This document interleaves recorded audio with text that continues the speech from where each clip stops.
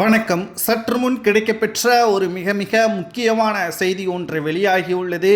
20 அதிமுகவின் முன்னாள் அமைச்சர்கள் எடப்பாடியை எதிர்த்து வருகிறார்கள்.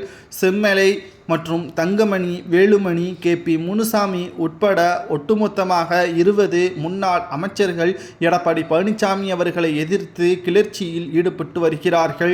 கும்பகோணம், மதுரை மற்றும் கடைசியாக உசிலம்பட்டி தற்பொழுது வரை கிடைக்கப்பெற்ற தகவல்கள் நாளுக்கு நாள் அதிகமாகி கொண்டுதான் இருக்கிறது. எடப்பாடி பழனிசாமி அவர்களது செயல்பாடுகள் குறித்தும் அதிமுகவின் நிர்வாகிகள், முன்னாள் அமைச்சர்கள் உட்பட அனைவரும் அதிமுகவில் இடையூறாக செயல்பட்டு வருவதால் 2026 சட்டமன்ற தேர்தலின் நோக்கம் என்ன, அதிமுகவின் அடுத்த கட்ட நடவடிக்கை என்ன, ஒற்றுமை இல்லாத காரணத்தினால் மதுரையில் செல்லூர் ராஜு தன்னுடைய ராஜ்யமாக பார்த்து வருகிறார். அதிமுக தொண்டர்கள் தனது கட்டுப்பாட்டை தான் கேட்க வேண்டும், தனது கட்டுப்பாட்டின் கீழ் தான் செயல்பட வேண்டும், எடப்பாடியின் பேச்சை கேட்கக்கூடாது என்று அவர் கூறியுள்ளார். இதுபோன்ற ஒவ்வொரு மாவட்டத்திலும் முன்னாள் அமைச்சர்கள் தங்களது கட்டுப்பாட்டில் தான் இருக்க வேண்டும் என்று அதிமுகவின் தொண்டர்களையும் நிர்வாகிகளையும் பேசி வருவதால் பொதுச் செயலாளர் என்ற முறையில் எடப்பாடி பழனிசாமி அவர்களை யாரும் மதிக்கவில்லை.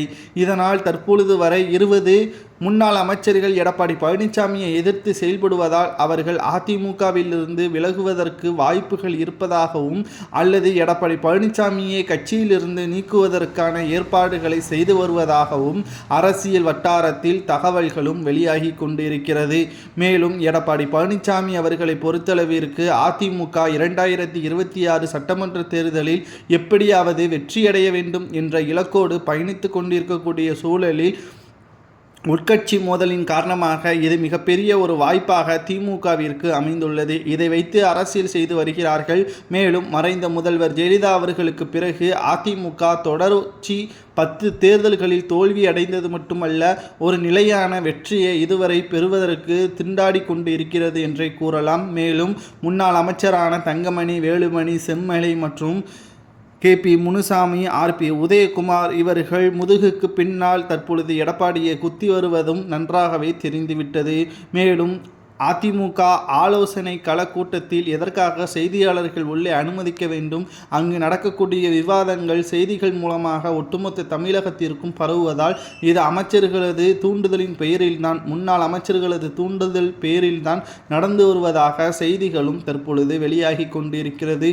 ஒட்டுமொத்தமாக அனைத்திந்திய அண்ணா திராவிட முன்னேற்ற கழகம் நிச்சயமாக 2026 எடப்பாடியாலும் அவரது ஆதரவாளர்களாலும் தோற்கடிக்கப்படும்.